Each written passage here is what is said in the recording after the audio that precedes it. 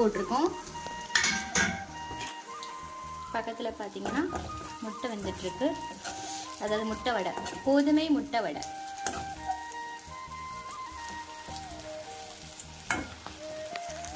இப்போ நம்ம டீ ஊற்ற போகிறோம்.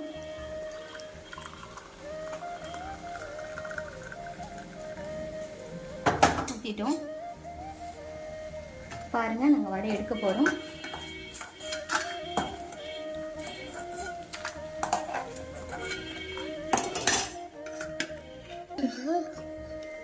ஊற்ற போகிற வடை.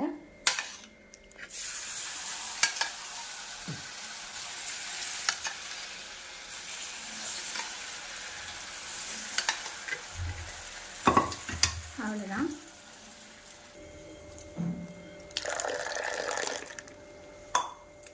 கொடுத்தா இங்கே பார்த்தீங்கன்னா வடையும்